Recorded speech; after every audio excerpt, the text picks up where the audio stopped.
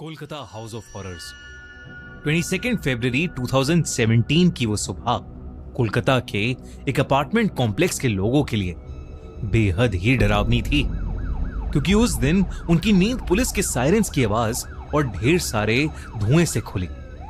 Police ने वहां पहुंचते ही 11th फ्लोर के एक घर का दरवाजा खोला और देखा कि पूरे घर में धुआं ही धुआं था।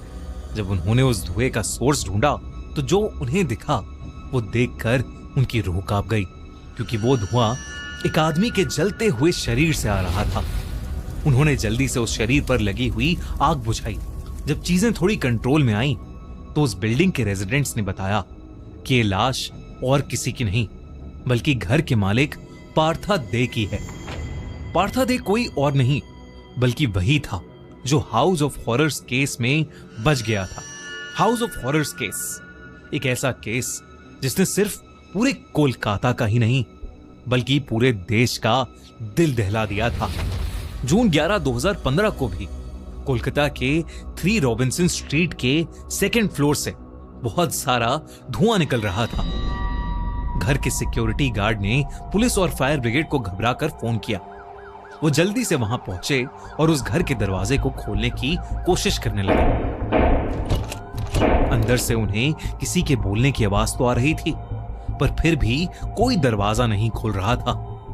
उन्होंने देरी ना करते हुए दरवाजा तोड़ा और धुएं से भरे उस घर में घुस गए, जिसके बाद वो आवाजें और तेज हो गईं। उन्हें रियलाइज हुआ कि ये आवाजें दरअसल प्री रिकॉर्डेड सर्मन्स यानी प्रवचन हैं। वो घर के अलग अलग कमरों के स्पीकर से आ रही थी। पुलिस ने देखा कि वो धुआं एक बंद दरवाजे के पीछे से आ रहा है। उन्होंने जल्दी से वो दरवाजा खोला और उन्होंने जो देखा उससे सब पुलिस वालों की रूह कांप उठी। उन्हें बाथटब में एक बुरी तरह से जलती हुई इंसानी लाश मिली। फायर ब्रिगेड ने जल्दी से उस जलते हुए शरीर को बुझाया और पुलिस को उस शरीर के साइड में एक नोट मिला। पुलिस वाले उस नोट को पढ़ना चाहते थे, लेकिन घर में आ रही बदबू से उनका सांस लेना भी मुश्किल हो रहा था। वो बदबू पास ही के कमरे से आ रही थी, जिसमें सिर्फ अंधेरा था। उनमें से एक पुलिस ऑफिसर ने जल्दी से कमरे का पर्दा हटाया और उनका खून सूख गया, क्योंकि कमरे के बीचों बीच बिस्तर में एक ह्यूमन स्केलेटन, एक इंसानी कंकाल था,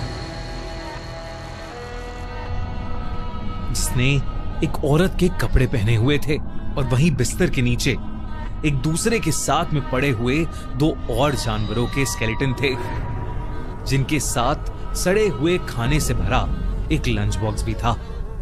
घिन से भरी हुई पुलिस की टीम उस कमरे से बाहर निकली ही थी जब उन्हें लिविंग रूम के कोने में किसी के जोर जोर से सर पीटने की आवाज आई। उन्होंने मुड़कर देखा तो वहां एक 40-45 साल का आदमी ढेर सारी स्पिरिचुअल बुक्स के बीच में एक कोने में बैठा दीवार पर बहुत जोरों से अपना सर मार रहा था। उस आदमी के पूरे शरीर पर दाग धब्बे थे। उसकी स्किन बुरी तरह इन्फेक्टेड थी, जिसकी वजह से उससे भी उन सड़ी हुई लाशों जैसी स्मेल आ रही थी। यह आदमी और कोई नहीं बल्कि पार्था दे था, और वो स्केलेटन उसकी बहन देवजनी और जलती हुई लाश उसके पिता और बिंदु की थी। पुलिस ने पार्था को अपनी कस्टडी में ले लिया, क्योंकि उसकी अपीयरेंस और बर्ताव देखकर उन्हें शक था कि अपनी बहन और पिता का मर्डर उसी ने किया है। पार्था पुलिस से बहुत डर गया था और पुलिस की इंटेरोगेशन में थोड़ा प्रेशर डालते ही टूट गया। उसके बाद जो पार्था ने पुलिस को बताया वो सुनकर सब चौंक उठे। पार्था ने बताया कि उसने अपनी बहन को नहीं मारा था, बल्कि देवजनी की मौत 6 महीने पहले ही हो चुकी थी। पार्था ने बताया कि उनके घर में एक स्पिरिट, एक आत्मा थी, और देवजनी ने उससे छुटकारा पाने और घर को शुद्ध करने के लिए एक फास्ट, एक व्रत रखा था, और उसी व्रत को रखते हुए देवजनी की मौत हो गई। इसके बाद पार्था और अजीब बातें करने लगा। उसने बताया कि वो अपनी बहन देवजनी से मोहब्बत करता था और उसके मरने के बाद भी वो उसकी सड़ती हुई लाश के साथ उसके बिस्तर में सोता था, और हर रात वो उसे उसकी फेवरेट चीजें लंच बॉक्स में खिलाता था, जिसे उसके मुताबिक देवजनी की आत्मा खुद खाने भी आती थी। उसने ये भी बताया कि वो दोनों कुत्तों के स्केलेटन उनके पेट डॉग्स के थे, जिनकी मौत देवजनी से भी पहले हो गई थी। इससे पहले कि पार्था को अरेस्ट किया जाता, कुछ डॉक्टर्स ने कोर्ट में अपील की कि पार्था की दिमागी हालत बहुत ज्यादा खराब है और उसको पावलोव मेंटल हॉस्पिटल में भेज दिया गया। पार्था के मेंटल हॉस्पिटल में भर्ती होने के बाद भी पुलिस अपनी इन्वेस्टिगेशन करती रही, जिसके दौरान उन्हें घर की दीवारों, पिलो कवर्स और कई सारी अलग अलग जगहों से कई सारे नोट्स मिले। इन सब नोट्स को पढ़ने के बाद पुलिस को रियलाइज हुआ कि पार्था की पूरी फैमिली एक दूसरे से सिर्फ उन नोट्स के थ्रू ही बात करती थी। यह पुलिस के लिए बहुत ही ज्यादा अजीब था, क्योंकि उन्होंने ऐसा होते हुए पहले कभी नहीं देखा था। पुलिस को ये नोट्स तो मिल गए थे, पर उन्हें अब कुछ भी समझ नहीं आ रहा था। पार्था के पिता अरबिंदो की मौत क्यों और कैसे हुई? देवजनी इतनी स्पिरिचुअल कैसे थी कि वो जब मर भी रही थी तब भी वो फास्टिंग कर रही थी?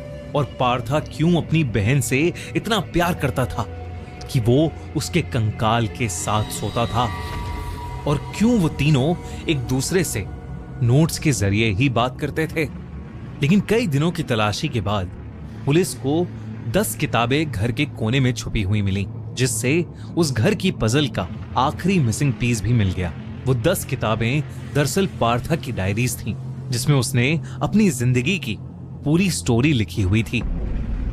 बचपन से ही पार्था और देवजनी बहुत ज्यादा क्लोज थे, लेकिन उनकी मां आरती बहुत ज्यादा कंट्रोलिंग थी और वो अपने बच्चों को ज्यादातर टाइम घर के अंदर ही लॉक्ड रखती थी। पार्था ने अपनी डायरी में यह भी लिखा कि आरती उसके और देवजनी के क्लोज रिश्ते से जेलस रहती थी और देवजनी को थोड़ी सी भी इंडिपेंडेंस दिखाने के लिए और पार्था को उसकी फेमिनिन पर्सनालिटी के लिए बहुत बुरे तरीके से पनिश करती थी। फिर 1988 में कुछ ऐसा हुआ जिसकी वजह से सब बदलना शुरू हो गया। उस साल पार्था के दादा की डेथ हो गई थी, पर पार्था के पिता अरबिंदो उनके फ्यूनरल में नहीं गए, क्योंकि वो अपने स्पिरिचुअल बिलीफ्स की वजह से फिजिकल डेथ में मानते ही नहीं थे। लेकिन अरबिंदो के भाई अरुण को अरबिंदो का फ्यूनरल पर ना आना बिल्कुल भी अच्छा नहीं लगा और दोनों भाइयों में लड़ाई हो गई। इसकी वजह से उनके फादर की प्रॉपर्टी की ओनरशिप एक डिस्प्यूट बन गई। उनका रिश्ता इतना कड़वा हो गया था कि जब अरबिंदो अपनी पूरी फैमिली के साथ वहां शिफ्ट हुआ तो उन दोनों ने स्पेशल सिक्योरिटी गार्ड्स रखे ताकि दोनों परिवारों में से कोई भी एक दूसरे के फ्लैट पर ना जा सके। उसके कुछ ही साल बाद अरबिंदो और आरती का डिवोर्स हो गया, जिसके बाद पार्था और देवजनी अलग अलग रहने लगे। इस बात ने पार्था को अंदर से तोड़ दिया, क्योंकि वो अपनी बहन जिससे वो बहुत ज्यादा मोहब्बत करता था वो उससे दूर हो गया था। लेकिन 2010 में उनकी मां आरती की मौत हुई तो चीजें और खराब हो गई। आरती की मौत के बाद देवजनी और पार्था दोनों ने अपनी नौकरी छोड़ दी और 3 रॉबिन्सन स्ट्रीट वाले घर में ही शिफ्ट हो गए। उनके पिता अरबिंदो एक अल्कोहलिक बन गए थे और देवजनी स्पिरिचुअलिटी में इतना ज्यादा रिलीफ ढूंढने लगी कि वो एक दिन में 12 अलग अलग गुरुओं की पूजा करती थी। 2014 में उनके 2 लैब्राडोर्स की डेथ हो गई, लेकिन देवजनी का यह मानना था कि वो अभी भी जिंदा हो सकते हैं, तो उसने तब तक फास्ट रखने का डिसाइड किया जब तक भगवान उसको कोई साइन नहीं देते। देवजनी उस साइन का वेट करते करते ही अपने डॉग्स के सड़ते हुए कंकाल के साथ उसी कमरे में दिसंबर में मर गई। अरबिंदो को यह बात कई महीनों बाद पता लगी, क्योंकि पार्था उसके कंकाल का ख्याल रखता था और उसके साथ एक ही बिस्तर में सोता रहता था। पुलिस को समझ नहीं आ रहा था कि 3 रॉबिन्सन स्ट्रीट में जो कुछ भी हुआ उसका जिम्मेदार कौन था। कोई रिचुअल, कोई ब्लैक मैजिक या कोई आत्मा का खेल, या फिर सिर्फ उनके परिवार की मेंटल इलनेस। उधर मेंटल हॉस्पिटल जाकर कुछ ही महीनों में पार्था काफी बेहतर हो गया था, लेकिन सोसाइटी ने उसको तब भी पूरी तरह एक्सेप्ट नहीं किया। पार्था ने 3 रॉबिन्सन स्ट्रीट का अपना वो घर बेचकर एक दूसरी सोसाइटी के 11th फ्लोर पर अपना अपार्टमेंट ले लिया। इनफैक्ट पार्था मेंटली इल लोगों के लिए अवेयरनेस इवेंट्स ऑर्गेनाइज करने लगा था। लेकिन फिर अचानक 22 फरवरी 2017 की सुबह जब पुलिस पार्था के उस अपार्टमेंट में गई तो उन्हें उसकी लाश ठीक वैसे ही मिली जैसे 2 साल पहले हाउस ऑफ हॉरर्स में उसके पिता अरबिंदो की लाश मिली थी। यह आज तक एक अनसॉल्व्ड मिस्ट्री है कि पार्था और उसके पिता की डेथ हुई तो हुई कैसे।